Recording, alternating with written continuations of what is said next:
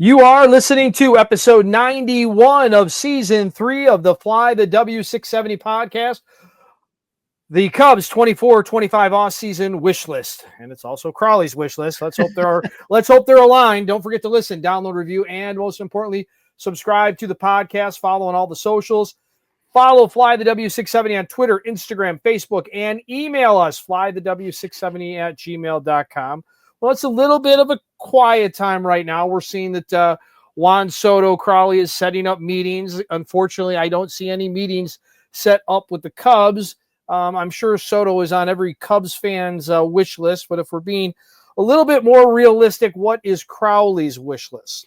Right. So I've decided to put the GM hat on and take a look and see what's out there in free agency, what names that are being bantied about in trade talks. The one thing we want to take a look at here, though, is just basic numbers, is that the Cubs are going to be $40 million under the luxury tax. All right. And so they were over the luxury tax last season. They went a little bit over. I doubt that they want to go over again, but 40 million, you got a little bit of bread to play with here. We've also ever since we started this podcast, we've had different people tell us about the talented prospects that have been coming through the system. A lot of them, there's not a lot of spots for them to play in. And so trade is a possibility as well. And so what I did when I kind of looked at this thing here is I said, okay, well, what are the positions of needs for the Cubs? Like, I'm not looking at shortstops, right? Because that spot's pretty much that's something that if you were to say the last thing the Cubs need, it's a shortstop. Right. That's something they don't need. That they are set with. Right. So we know, as far as the roster is concerned, roughly what's happening, who's staying, who's not. But I wanted to focus on what Jed, Carter, the national local beat writers have been talking about. The Cubs are looking for starting pitching, relief pitching, a catcher to pair with Miguel Amaya. Now, recently, Jeff Passan wrote an article for ESPN that said the Cubs are willing to listen to trade offers for both Nico Hoerner and Cody Bellinger.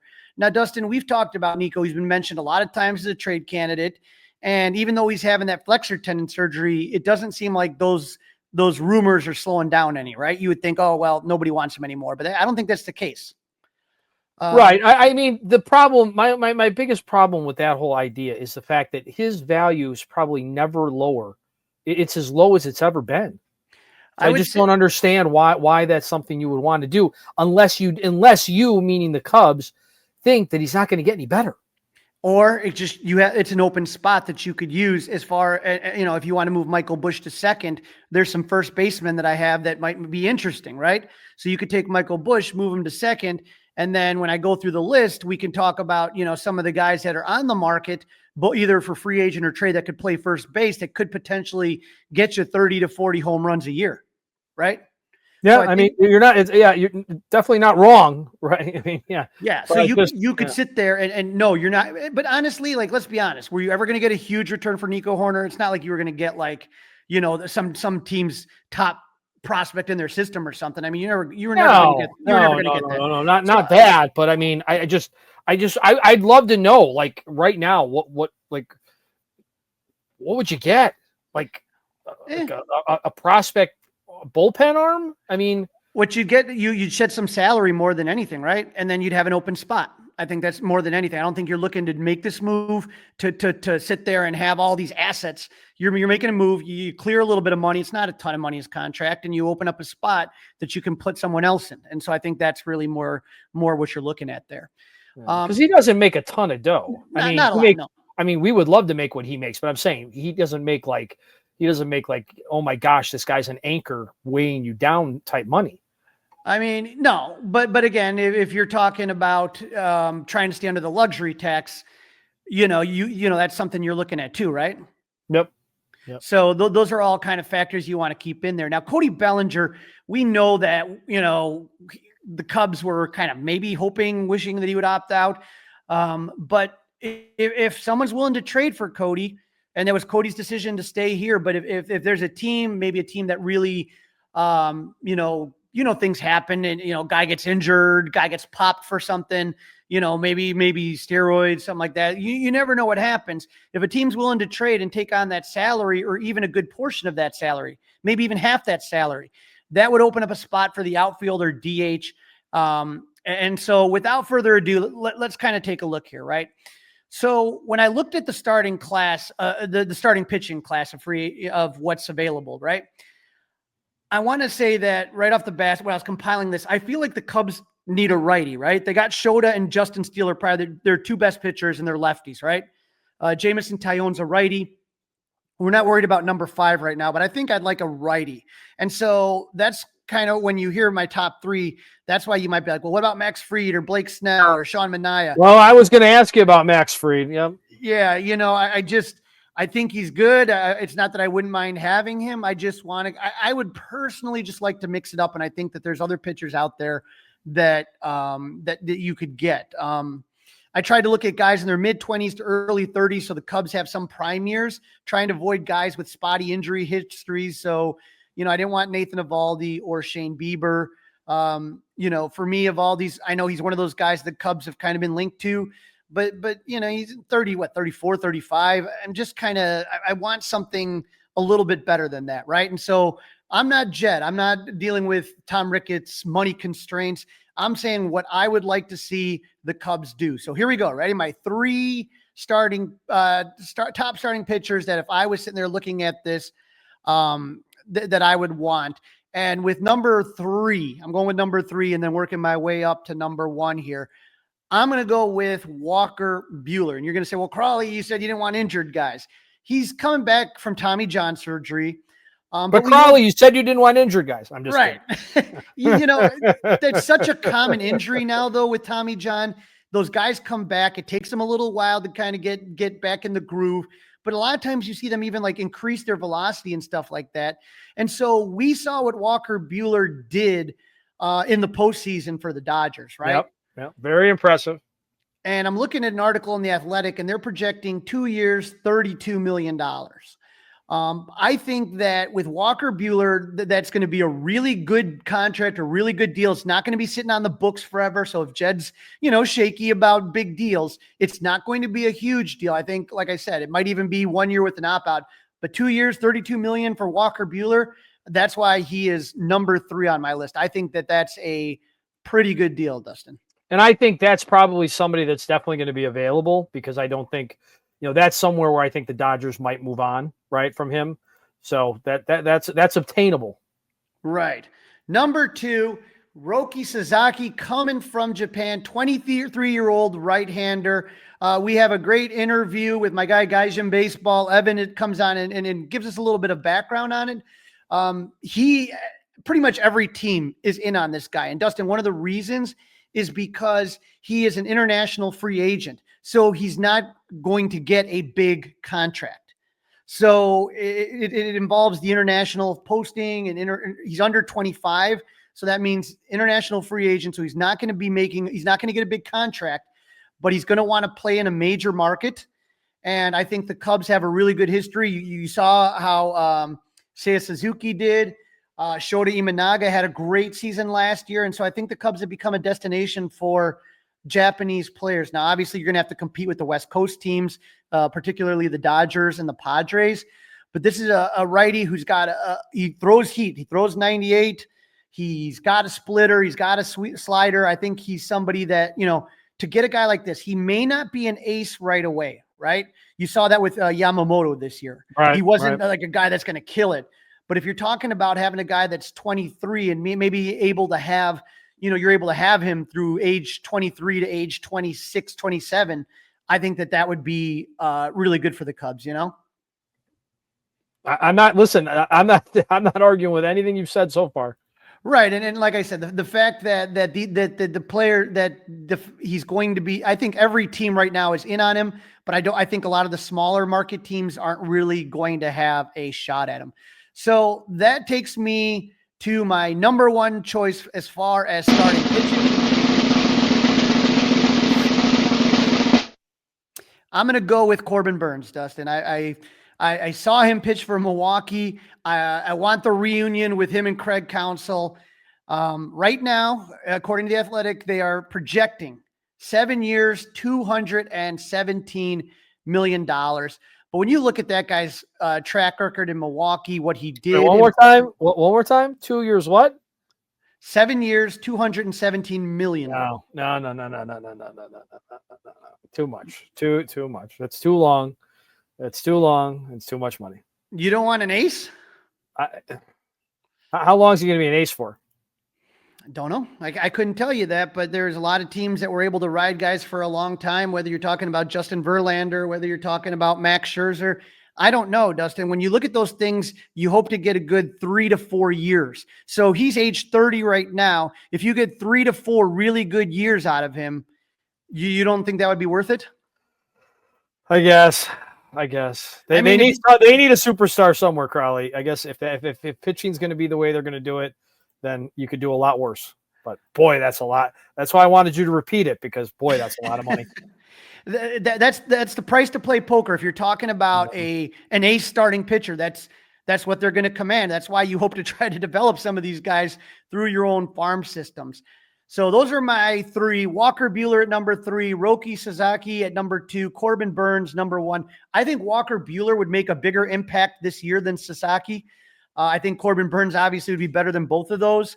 So I just like the youth in Sasaki. I like what I think Walker Buehler is going to have a really good comeback. And there's, I think, what I saw in the postseason shows to me that he's the big moment doesn't scare him at all.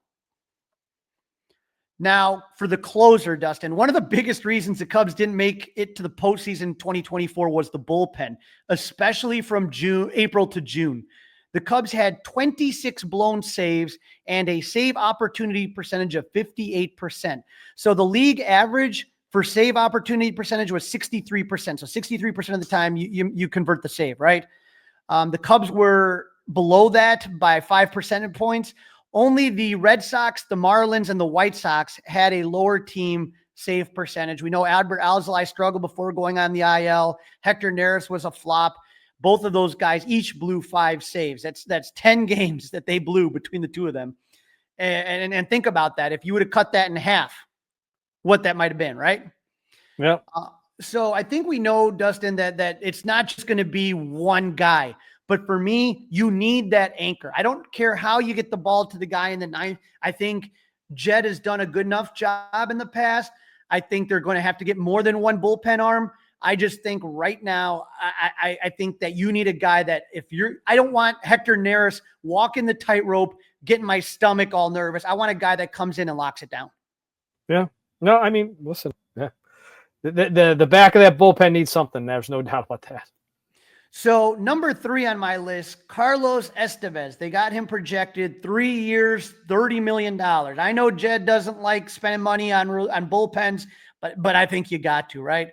I think again, this is where I'm happy to spend their money. Right. He's 32 years old. He was an all-star for the Angels in 2023, did better in 2024. The Phillies traded him for him. He had 26 saves, a 2.45 ERA, 8.2 strikeouts, and only 2 walks per 9 innings. 97-mile-per-hour fastball with a slider and changeup. I think that, that's a guy, again, 32, not too old, and you're talking about a 3-year deal, so you'd have him from 32 to 35. I think that that's a guy right now that the Cubs should really be looking at. All right. Number 2 on my list, the Cubs have been linked to this guy. He's probably going to get the most money in free agency, and that's going to be Tanner Scott, 30 years old, left-handed pitcher. The last team he played on was the Padres. He was an all-star last season. He just really, he's got upper 90s fastball, high 80s slider. He just looks really, really good. 2.04 ERA with 188 strikeouts and 150 innings over the past 2 seasons. And he's one of those split guys, Dustin, similar to what we talked about with Mark Leiter, right? He shuts down lefties and righties. Lefties hit 167 against him, righties 194. So I think that he is going to get the most money out of any reliever. But if you're telling me, hey, Jed, you got some money to spend, if you're not going for one of the big guys, if you're not going for the Corbin Burnes of the world, well, then start building a bullpen that can actually close out games, right? Yeah. Now, let me ask you, you can tell me your plan is to get to this later, but while we're talking about the back end of the bullpen, right? I'm curious, where are you on the idea? I saw this floated out there today on the internet about a guy like Mason Miller trading for a guy like that, and how much of the both the Cubs farm system talent that at this point seems blocked, or would you be willing to deal for somebody like that? I mean, if you're not going to call these guys up, then you don't want to sit there, have them wasting away their prime years in minor league ball. So Mason Miller's a name definitely that you could think about. But for number one on this list right here, on my list. Great sound, Crawly. Great sound effect. I went with the former Brewer for starting pitcher. How about a former bull closer for the Brewers? How about Devin Williams, Dustin? What does Devin Williams do for you? Yeah, I mean, you can talk me into that too. Yeah, I mean, there's not a bad name yet. Okay, there's not a bad name has been mentioned. So when you talk, we have seen him. Did Craig Counsell very much familiar with him? Very familiar, right? Yeah, very. Milwaukee familiar. Declined a $10 million club option, but he remains under club contractual control. It's his final year of arbitration. And so they may be willing to trade. Now, you're only going to get a year for him. Okay. You're only going to get a year. But I think that Milwaukee, they're always kind of trading and flipping these guys before, they get to free agency. So I think that would be something interesting. I love his pitches. He's got the air bender. That changeup is sick.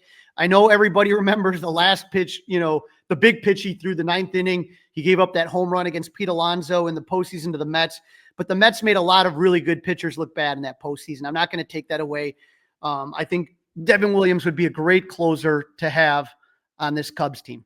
Well, God, listen again, Crawly. All these names are exciting to me. All these names, and they are very much made available. Catcher. As far as a catcher, Miguel Amaya, good second half last season, but there's clearly a need for a second veteran catcher. Yan Gomes struggled. He was released. Thomas Nido was around for a bit before getting injured, and then Christian Bethancourt finished the season with the Cubs. One guy I had on my original list is already gone, Travis d'Arnaud from the Braves. The Angels signed him recently to a 2-year, $12 million contract. So I got 3 picks for catcher for next year. My number 3 pick here, Dustin, is a guy that maybe some people know from, if you watch some White Sox, but Christian Vazquez for the Twins. One thing about this offseason, Dustin, that the regional sports networks are tanking. So a lot of these teams are going to be losing money, the Twins among them. And so you're going to see a lot of teams trying to cut payroll. And so Vazquez is making $10 million, right? He's 34 years old. But he's a really good defender. He can handle a pitching staff without much problem. I think he's a guy that, for me, if the Cubs could get him and, not have to give up much to get him, if the Cubs are willing to take on the $10 million salary, he's a guy that I think I'd like playing behind Miguel Amaya. Is that the kind of money we're talking about though for a backup catcher is $10 million a year? I don't know. Again, yes, I think that in general, I think that, some of these teams, d'Arnaud is making a little bit less. But I just think that it all depends on what the Cubs spend, right? You got $40 million to spend. So if you could get him, I think he'd be an interesting guy to get. Okay. Number 2 on my list, it feels like I'm going with a lot of guys that played for the Brewers. How about let's go with Gary Sanchez? What does that do for you, Dustin? Yeah, again, it's fine. Again, it's okay. Okay, this is a position that you value a little bit more than I do right now. I just think that, to me, it could be something that really helps out. I think Gary Sanchez is a guy who usually gets, double-digit home runs. He has a little bit more power, and we're trying to find power, right? And so what I worry about, Dustin, and you can say this about PCA, you could say it about Bush, you could say it about Miguel Amaya, is you may have that sophomore slump. You may have regression. So I'm kind of looking at this saying, I'm trying to hedge my bets, right? And so with Sanchez, he does have power. He's a good enough defender, I think, that he's not going to hurt you. But I think that he would be a fun one to have on the team. And you hope that with Gary Sanchez, a guy like that, you've seen him hit some monster home runs and do well, not consistently, but that's something that you might be able to pull out of there, right? Mm-hmm. All right, number one here.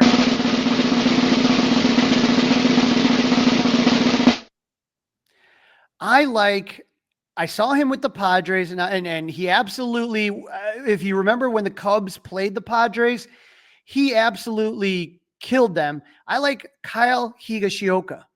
I think he's a guy that is God bless you. Thank you. He's not a guy that's going to hit the home runs. I think he'll get to like 10, 15 home runs maybe, but I think he's just like a really good player on a team. He's a guy that kind of just, I like what he does. He just seems to, no moment seems too big for him. He just seems to have good contact skills. I think his defense is really good. I would like to have him on the team. I think he would be a good addition to this Cubs team. And again, if Miguel Amaya is doing really, really well, you don't have to worry about it, right?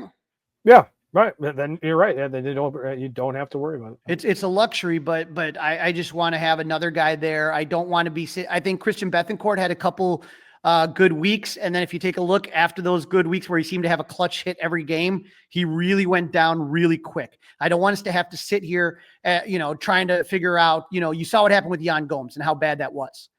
I would like to avoid that went downhill really quick. That really did go downhill really quick. And you had nothing behind it. So you had nothing behind it, Dustin. So now you're sitting there and you're forced to play Miguel Amaya every single day. And that's not good for any catcher, right? You want to kind of limit the amount of time that they're having to spend behind the plate.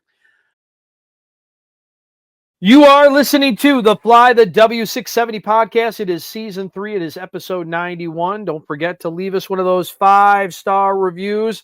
This one we are calling Crawly's Cubs 2024 offseason wish list. Part of that wish list might be a baseball player from Japan. And in this segment, Crawly is interviewing Evan Christie, a Japanese baseball expert. Joining me now on the Fly the W podcast, I am glad to have back our friend Evan Christie from Gaijin Baseball. He knows all things Japanese baseball. Evan, how you doing, buddy? Good. Glad to be back on the show. It's been a while.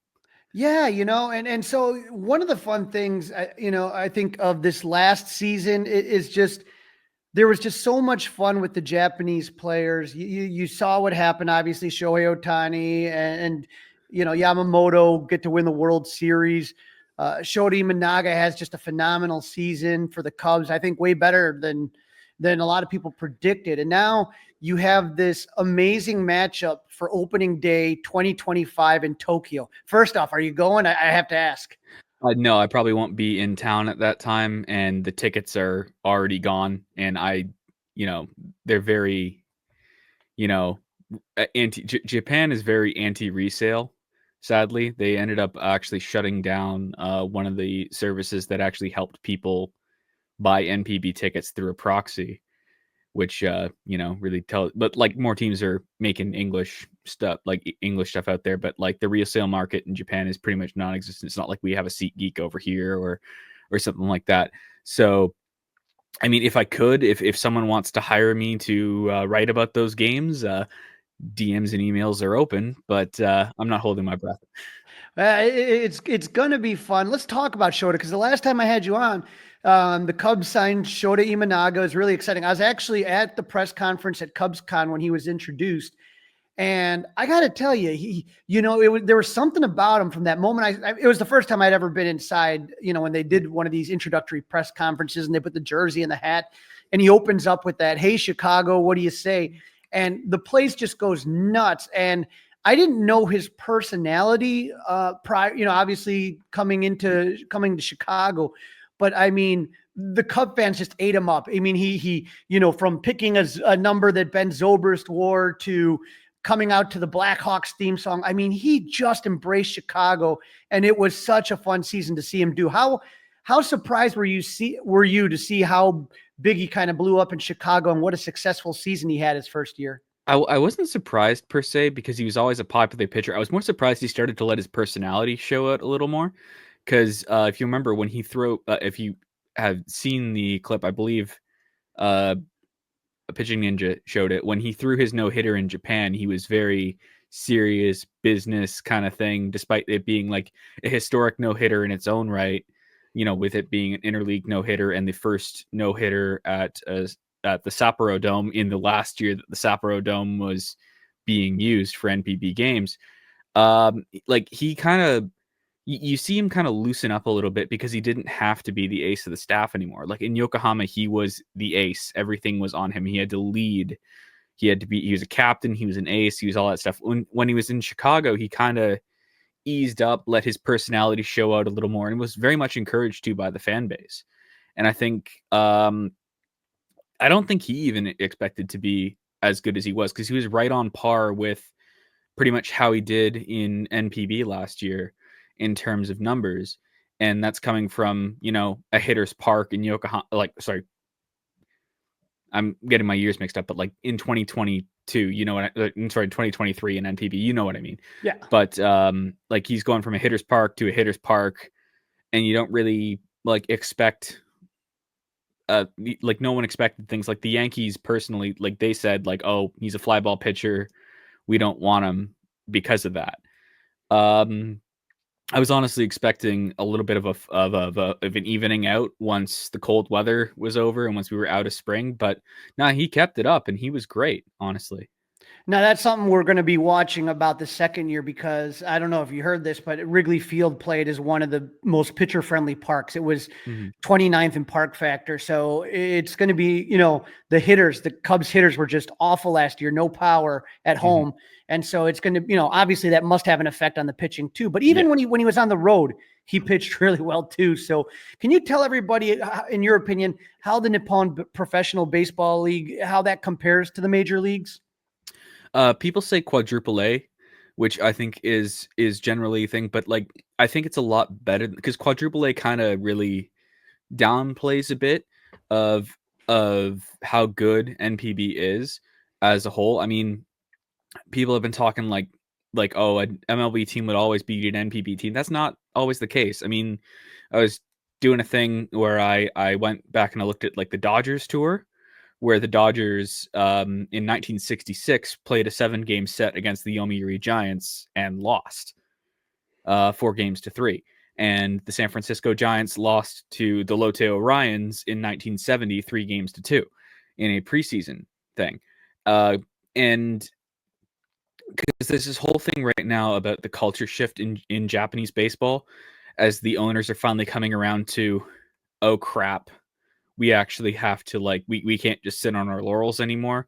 And just because there was a thing with the ownership was they accepted that they were a bit below MLB and wouldn't have to oh, a Japanese player would never be able to compete in MLB. So we won't have to, we won't have to worry about them leaving in that way. And then you have Ichiro and Hideki Matsui and everything over the last 20 years that has kind of really changed that narrative. And then with Roki Sasaki, jumping over far earlier than anyone anticipated, it really is starting to get into these owners' minds that, okay, we are on that level.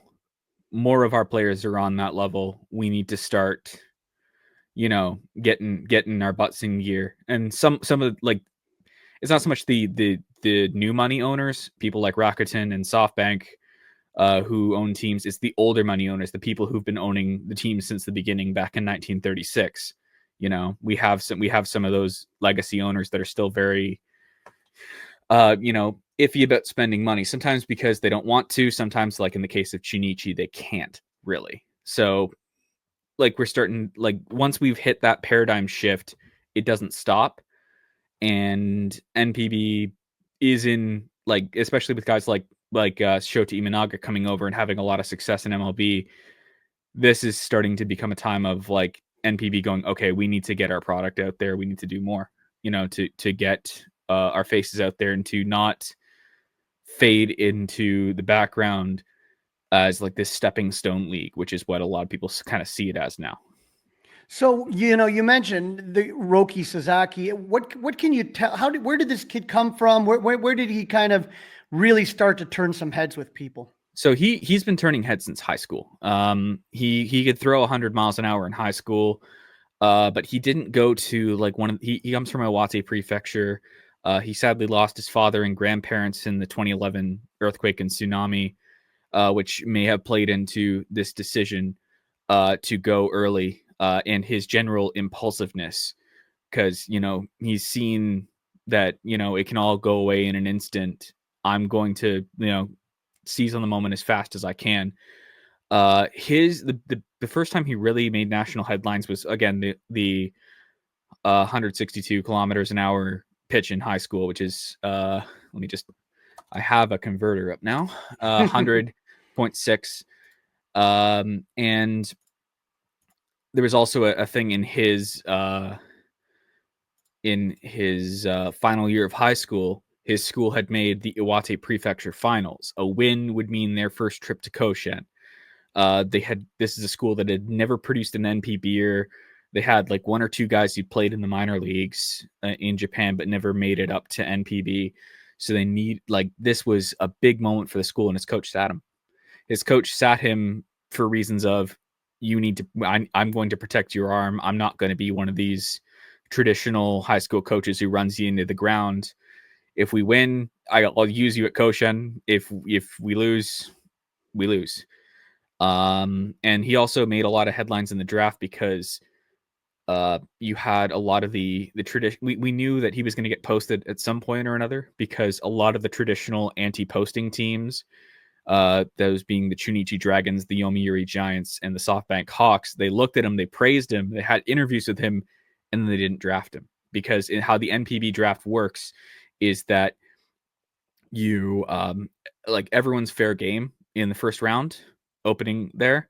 It's to prevent tanking. So, and everyone has an equal shot. Like the only thing a worse team gets is they get to pick the envelope first. So kind of like say a big name prospect comes up. He's selected by 3 teams: the team that finished last in the Pacific League, a team that finished third in the Central League, and a team that finished first in the Pacific League. So the last in the Pacific League team would pick first, third in the Central League team would pick the envelope second, and then the best team in the PL would pick final, and they'd all open the envelopes at the same time, and boom, that's who gets him. So when it came to those teams praising him and then not drafting him, we kind of knew this day was coming. Going to the Marines at the start, there was a lot of trepidation, because at the time their manager was Tadahito Iguchi, who played on the South Side. Yeah. Great player, all right manager. The team that around him was good. And in 2021, he made his first playoff appearances and all that. And then in 2022, suddenly it very much wasn't. The offense completely fell off a cliff. Brandon Laird went from being an all right player to just being the worst having the worst season by a foreign player in Marines history, and all this stuff. But he was kept on because they were out of it. He was popular. Give him the send off he kind of deserves, because he'd played in Japan for I think it was like his 8th year in Japan. So he's the kind of guy who gets a send off, and just kind of regroup for the next year. And 2 straight third place finishes under Masato Yoshi, who was a lot of people thought was a hire specifically for Sasaki, because Sasaki was already having durability issues. And then you have Masato Yoshi, who not only pitched in MLB and would help with Sasaki's ambitions and what he can expect, but also he has a master's degree in physical education. He knows how to train people. He knows how to develop people. He knows all the science behind it. And the thought process was, oh, we can get him up to at least a qualified season and then post him when he's 25 for maximum value. That didn't end up happening, as obviously with this year. Yeah. Exactly. And at 19 years old, right, in 2021, a 184 ERA over 16 starts. And then 2023, I think, is going to be a year when we look back at the World Baseball Classic, not just Japan, but everybody. I think it really changed everything there. I will say 2021, it was a 2.27 ERA over 11 starts, because you're including his minor league stats there. Sorry about that. Yeah, okay. It's not your fault. It's Baseball Reference. They don't and they've said, oh, we have no plans to do that. And everyone in the NPB community is like, why? You're making our job so hard for us. I have to pay for Delta Graphs, which is a great site. And it's actually it's not an unreasonable amount. It's like 1,000 yen per month with the week yen. I think it's like $6.30 a month. And you get all the advanced stats. Nice. Nice. You know, and then he went down to a 1.78. Yeah, like he steadily got better. And then this year, something happened. It was like he toned it back a bit to try and go longer. Mm-hmm. I mean, because in 2023, he had a FIP under 1. Right. You know, and a FIP minus of 38, of 26, an X FIP minus of 38, like ridiculous numbers. And now it's still great. Like his FIP minus this year was 61. So still 39% better than your average pitcher. It's just he had very clearly scaled it back. And there was a lot of talk about is this a durability play to try and go for a full qualified season. But his ERA jumped to a career worst 2.35. His RA minus wasn't his career worst, but it was still up to 82. Like it's still good, but it's a lot more pedestrian and not the level of ridiculous dominance that we had gotten used to over 2022 and 2023. Right. Mm. And when I was talking about that World Baseball Classic, I mean, a rotation with Ohtani, Yamamoto, Sasaki. I mean, Shohei was on that team. Unfortunately, Seiya Suzuki was not. He hurt himself. No. And boy, we were hoping he would really be kind of pitching Shohei Ohtani and get him over here. But now that you talked about leaving early, posting early. Can you explain to our listeners what that means and how kind of controversial that is that he is posting now at his age?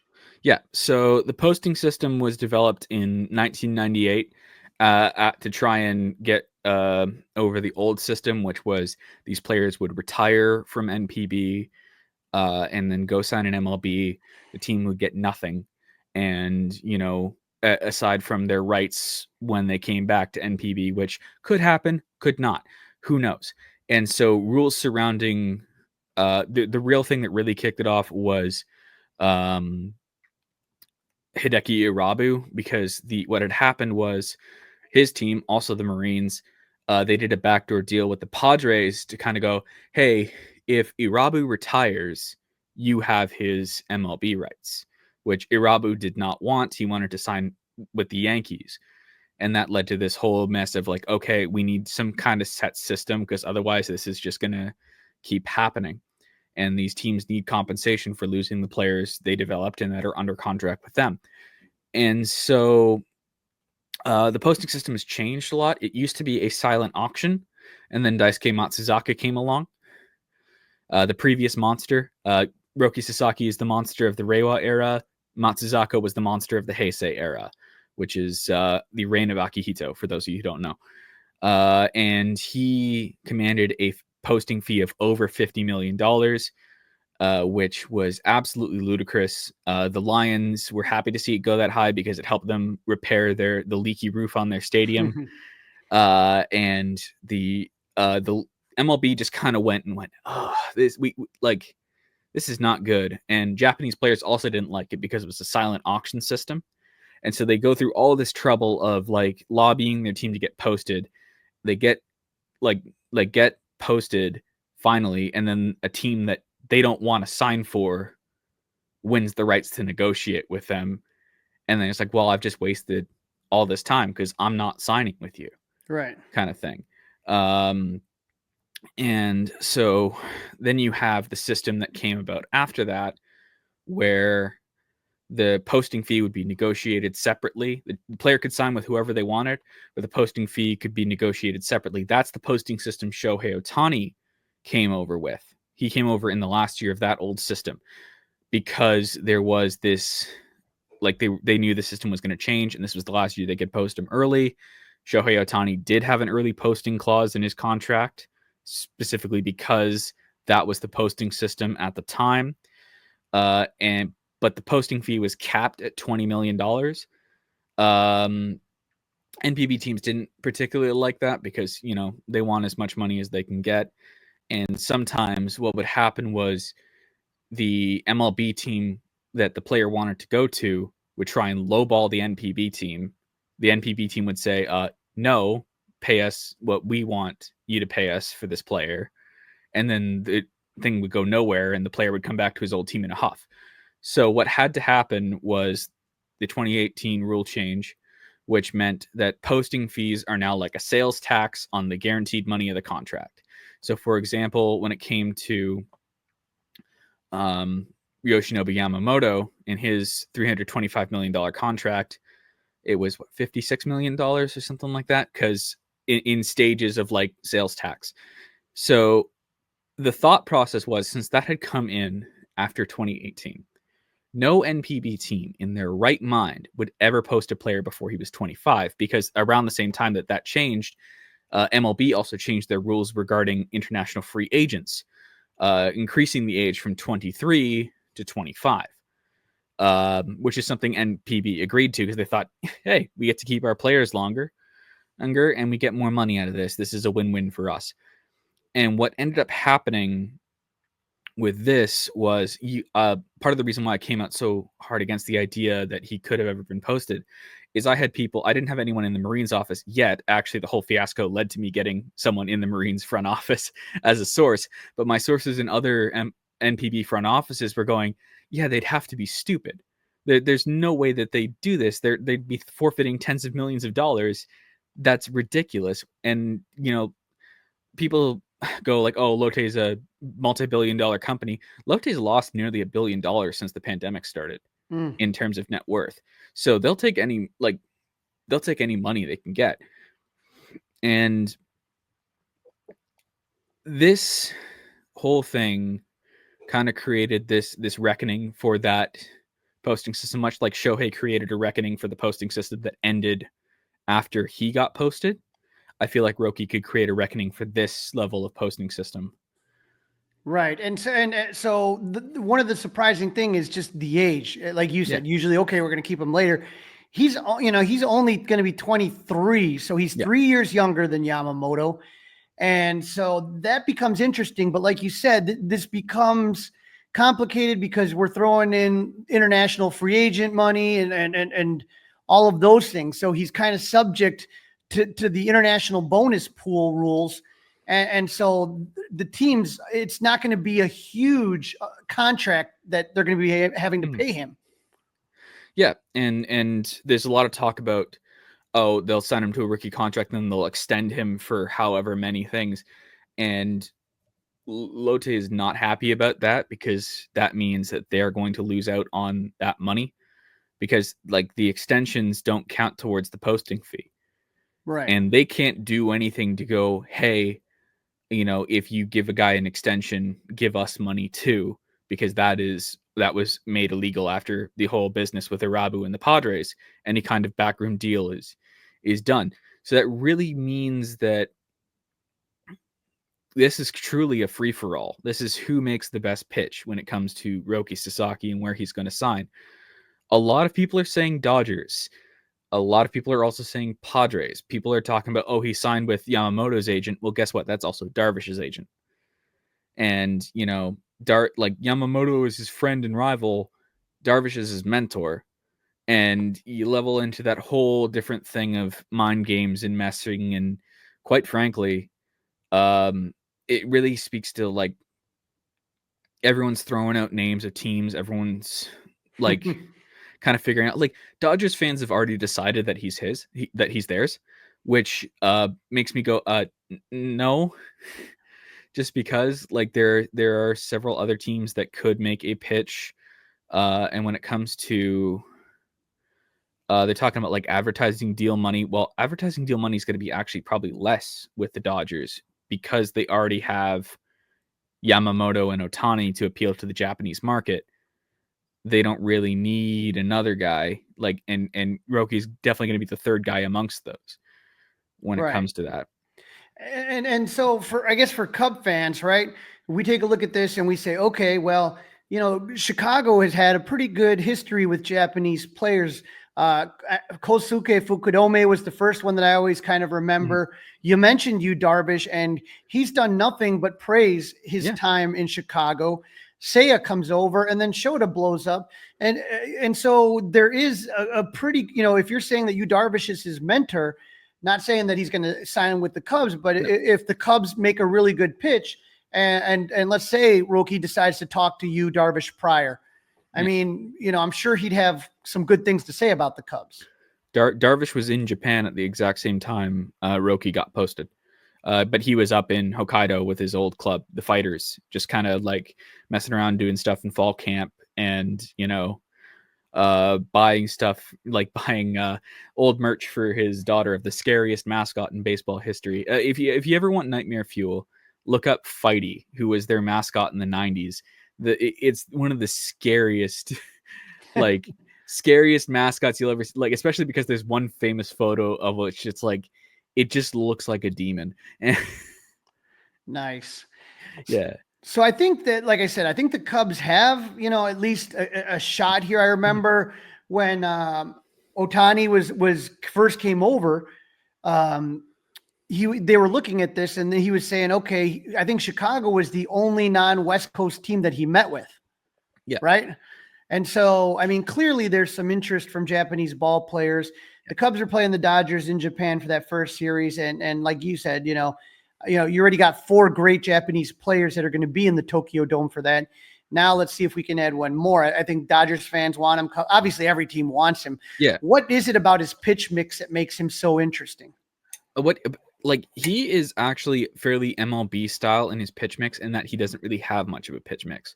The thing with a lot of NPB pitchers is because you're facing the same teams over and over and over again. You're facing most of your games are against 5 set opponents, because there's interleague is a set part of the season that only happens once a year, and you only you may play half of the other teams in the other league outside of the Japan series.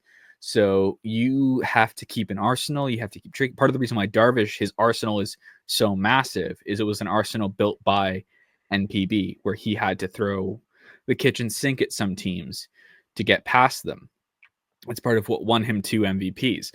And what Roki has is a mix. He's got a fastball, he's got a slider, he's got a sweeper, and he's got a sinker. The sinker is his money pitch, but he has started to actually stop using it. He also had a curveball. He completely stopped using that entirely. Changeup he had in his first year, completely stopped using that entirely. His fastball usage has actually steadily gone down, because while his fastball is that ridiculous, I think in 2023 he averaged 159.1 kilometers an hour, which is 99 miles an hour on a fastball. That was his average fastball in 2023. He's very much toned it down because it's not actually that good of a fastball. It stays very straight. It does not fool your eye outside of being a white blur, and people picked up on that. So he's started to work his slider a lot more. His slider percentage went from about 14% to 25%. He's actually toned down on his sinker. On his splitter, which was his trademark strikeout pitch until people started expecting it. You're down 2 strikes on Sasaki, lay off. He's going to bury a splitter in the dirt. And as he has increased his mix more and refined his pitches, he has gotten a little bit better, but he's also taken a step back, which is what's concerning for a lot of people. Is he lost an average of 3 kilometers an hour off his fastball, which is about 1 and a bit miles an hour. He's lost, he's not throwing his slider anywhere near as hard. It went down from about 141 kilometers an hour to 134, which is a massive 7 kilometer an hour drop, is about 3 miles an hour. And he's lost 2 kilometers an hour off of his splitter, which some people saying he's saving his bullets. Some people are worried about a potential arm injury, because that did sideline him for a little bit this year, which is why you have some people in the Japanese media basically saying any team who signs him, it's going to be a big mistake because, quite frankly, he does not have the durability. If you think he's going to be a starter, you're wrong. He probably profiles as a closer. This is something that has been said in the American media as well, that they think he'll eventually become a closer after they kind of give up on starting him, which is a concern. But it's one where he's still very young. There's still a lot of development you can do. There was what I will say is the one really funny thing was when former Hall of Fame shortstop and manager Tatsuro Hiraoka, he kind of went off, basically saying like, oh, he's, an MLB team's going to chew him up and spit him out. They don't know how to develop these pitchers, because he's seen that over and over and over again with pitchers coming over to MLB and not having their issues fixed. And I kind of said he raises some valid points, and I had one Dodgers fan go like, "Oh, what does he know about developing people?" And I'm like, here is the dynasty the man built. He built a team that won 11 pennants in 13 years. Like this is a man who knows a thing or two. So I tend to bring that up because there's a lot of people who are thinking he'll step up and be an ace in year one. He will not. You could argue he wasn't even the ace of the Marines. The fans felt that Kazuya Ojima was the ace because he won the most games, because, you got to remember there is still that old school style of thinking over there, like assigning a lot of wins to it. But frankly, Atsuki Taneichi, who was the number 2 guy on the Marines after Roki, he is very close to him in many ways. So there was this kind of there's this kind of view of the people who expect him to step in and be an ace, they're wrong, because he's never had to be that. And I don't think he would stand up to that pressure well, because it's very clear that we saw when he had his worst start ever this year, how quickly things could unravel when things aren't going his way. Because the Fighters in one start, I think it was back in June, absolutely read him like a book and put up 5 runs on him. And he was completely and utterly he was angry. He was angry and losing it in the dugout. And that's something you don't see. So I guess as we're taking a look here again, 23 years old, throws with velocity, but it's been a little bit down recently. But do you still see, with all these teams, it seems like right now, I don't know if it's just a media feeding frenzy or what, but where do you think he stays West Coast, or you think he's open to any team right now? I think he's open to any of the major big market teams. I think any big market team could make a push, because a lot of the big, including the Cubs, I think the only team in a big market that really couldn't have any hope in hell of signing him is the White Sox, because just being so bad. The Yankees have said they're in on him. The Mets have said they're in on him. The Blue Jays have said they're in on him. The Padres and Dodgers, the hard chargers that everyone thinks will get him. There's been some whispers around the Mariners, although I would not put much into that, because Jerry DePito is not the kind of guy who would potentially even risk using all of his IFA bonus pool money to do that. I think that I'm leaning Dodgers and Padres when it comes to where he'll end up. The Cubs do have a very good shot, given how positive of a reputation the organization has in Japan, and among its Japanese alumni. With Fukudome, with Darvish, with Suzuki, and Imanaga. But I think that I think that he goes honestly. The Cubs are where I'd say I'd rank them 5th on my thing. I have Dodgers and Padres at co-1, because everyone is saying Dodgers and Padres, even in the Japanese media. The people who are close to Yankees, to Roki's camp, are saying Dodgers Padres. It's one of the two. I'd put the Yankees at 3, because Cashman has been in on him for a long time. I put the Mets at 4 simply because the Mets have Senga, And the money isn't really what's worth it right now. True, yeah. Like you can't really just chuck money at this kind of problem. It's not like the whole Juan Soto sweepstakes where it's, money. It's who has the most money. It's who makes the best pitch. And the Mets talking about like how that kind of argument, like they'd have a solid argument. The Cubs would have a solid argument.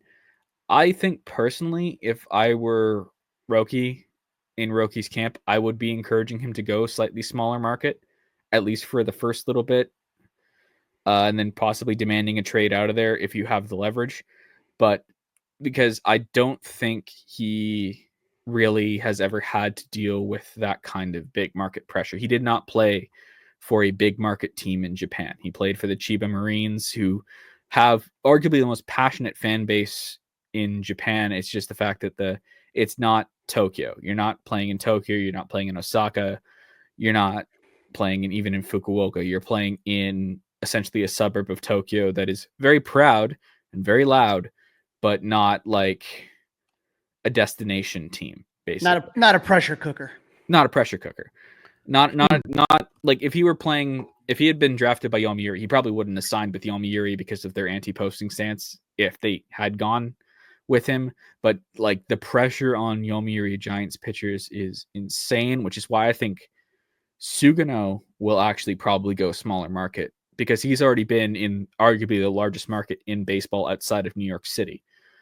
And he may want to tone that down a bit, or he may thrive in it. Who knows? I think Sugano is a more interesting pick. I think the Cubs should go after him, even if it's only on like a short-term 1-year deal, because he'll take short-term. He knows he's old. He's just doing this for that MLB thing. But I think Sugano has a skill set that does transfer well to MLB in terms of pitching. And for other guys, I think when it comes to the other guys who are looking at trying to go over to North America, I would avoid RN Curry as much as I love him. But the only advantage he has is that he speaks English, because his dad is American. But he's got a good pitch mix, but he's a bit of a dead ball merchant. He's only really rose into prominence in the current dead ball era that we've had since 2021, which is another concern with Sasaki. But then again, that was a concern with Imanaga, and that proved to be unfounded. And with Koyo Aoyagi, he's got a weird arm slot. He's a submariner. But I can't see him being more than a reliever, low leverage, because his ace, he's not an ace anymore. He was an ace two-ish years ago, but not really anymore. So yeah. Well, so it's I would say, Evan, you're giving me some food for thought here. Now I'm going to kind of rethink things, and you gave me something to kind of ponder. And Cub fans, you got us at number 5 in Chicago. So, hey, number 5 out of 30 still means we got a pretty good shot here. You're in the top 6th. Hey, Evan, why don't you do me a favor and tell our listeners where they can follow you on the socials to find out more about Japanese baseball and Japanese ball players? Yeah. I'm on YouTube, Twitter, Blue Sky. I don't really post on Instagram. I might do that just because I've found so many cool photos during my current research dive down, like the stuff I've been diving down. But yeah, I'm on all of the major stuff under Gaijin Baseball. If like outside of Twitch, basically, you like search Gaijin Baseball. If you find that account, I'm that guy. So yeah. Well, Evan, we appreciate you coming on and giving us some background, and hopefully, like I said, hey, if all of a sudden the Cubs sign him, we'll get you right back on. All right, buddy. Thanks, man. This is the Fly the W670 podcast, season 3, episode 91, Crawly's Cubs 2025 off-season wish list. Don't forget to listen, download, review, subscribe to the Fly the W podcast. Leave us a 5-star review. And don't forget, you can watch us on the 670 The Score YouTube page. All right, Crawly, a quick trip around the bases, please. Yes, sir. No Shota love. On Monday night, the Baseball Writers Association announced the finalists for MVP, Cy Young, and Rookie of the Year. Dustin, I think we didn't have any kind of illusions that the Cubs would have anybody that would fit in that category. There were no MVPs that would, be on this team, and you can't argue with Francisco Lindor, Ketel Marte, and Shohei Ohtani. And we already, spoiler alert, Ohtani's your NL MVP for the 2024 season. So no Cubs on there. Spoiler alert. Okay. Spoiler alert. But we did get Cy Young. And with Cy Young, Chris Sale from the Braves, Paul Skeens from the Pirates, and Zach Wheeler from the Phillies. No Shota Imanaga for the Cy Young Award voting. So, that's a really good list of really good players right there. List. I think it would have been in another city if Shota was on that list in another city and one of those guys were left off, they'd have a lot of material for Sports Talk Radio. Now, the other thing we were wondering, and I think, Dustin, you and I both are on the same boat, that Shota's not a rookie. He's not a rookie. He's not a rookie. But when we got Rookie of the Year, he did qualify. Jackson Chourio from the Brewers, Jackson Merrill of the Padres, and Paul Skeens from the Pirates, all Rookie of the Years. That is a sick class. That's a sick class. Those guys are going to all be really good for a really long time. But Dustin, when you take a look at Shota Imanaga, he had a 15-3 record with a 2.91 ERA and 29 starts. He had a 1.021 WHIP, walks, hits, innings pitched across 173 in the third innings. How about this? This is the stat, Crawly. That's so important. The Cubs were 23-6 in games started by Imanaga compared to 60 and 73. That's just so wild. It's crazy. That stat is crazy. Cray. I think that's what the kids say. Cray. And not only that, Dustin, he took part in the combined no-hitter that hasn't, that we hadn't seen at Wrigley Field since it was Milt Pappas. The last time there was a no-hitter at Wrigley Field, he was part of that.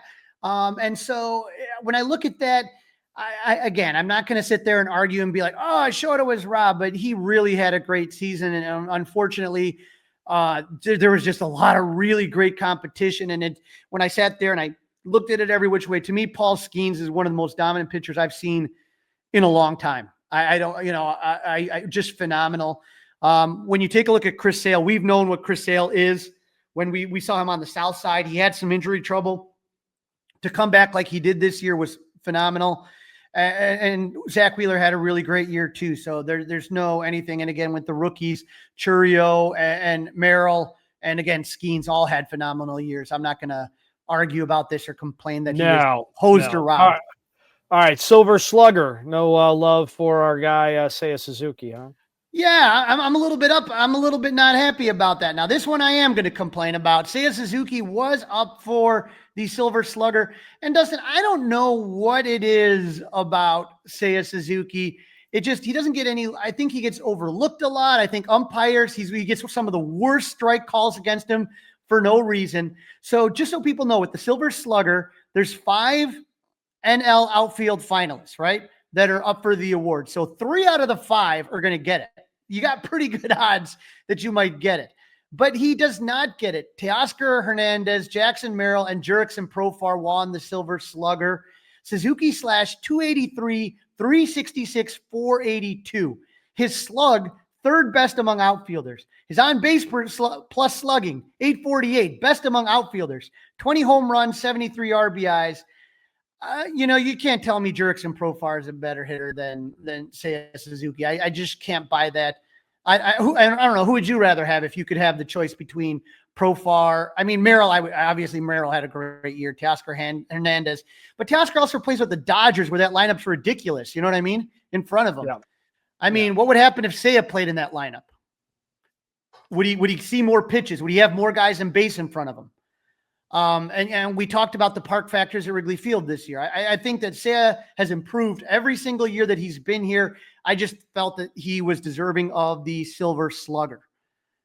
Now, Dustin, we talked a little bit about, prospects and who the prospects are going to be that are going to kind of come up. One guy that did get some love, Jonathon Long. And he's, with everything going on with Moises Ballesteros, Jonathon Long has had a really great fall season in the AFL. he was named the AFL Player of the Week. He went 6 for 15 with 2 home runs. He plays third base. So as far as Jonathon Long is concerned, Dustin, this is a guy that you say to yourself, hey, maybe in the future he could be someone that climbs up some prospect rankings, in my opinion. Sure. We'll see how it goes for him. He's a young guy. He's doing really well. And so sometimes you get these guys like Jefferson Rojas, guys that you don't expect to really kind of fly up. Christopher Morel was another guy that kind of exploded out of there. He's only 22 years old. He's a third baseman. So he played for 2 teams in 2023, played rookie ball, and he played at Myrtle Beach. And then in 2024, he started out in South Bend and finished with Tennessee. So, and in Tennessee in AA, he slashed 340, 455, 529 in 46 games. So this is a guy that's really been playing some really, really good baseball. And he's a guy that may really shoot up some prospect lists for the Cubs next year. I'm interested to see where he's going to start, how long, if he's in Tennessee, maybe he's there for a month and then he's at AAA. Third baseman, he may be a guy that forces a move, right? He may indeed. Well, Crawly, that's a wrap. Don't forget, listen, download, review, subscribe to the Fly the W podcast. Follow on all the socials, Facebook, Instagram. Email us, flythew670@gmail.com. You play GM. Tell Crawly and I what you think of his list and create your own list. And you can watch us by subscribing to the 670 The Score YouTube channel. All right, Crawly, next week is the big award week in MLB. So we'll get everybody caught up when those awards start getting handed out. Absolutely. And by this time next year, Dustin, I want to see some Northsiders winning awards. Go Cubs! Hey guys, it's Crawly. Thanks for watching. If you enjoyed this video, please don't forget to give it a thumbs up and subscribe to our channel for more content like this. If you want to see more of our videos, be sure to check out our playlist and let us know what you think in the comments below. Also, don't forget to follow us on social media to stay up to date with our latest episodes. Links are in the description. Thanks again for watching, and we'll see you in the next video. Go Cubs!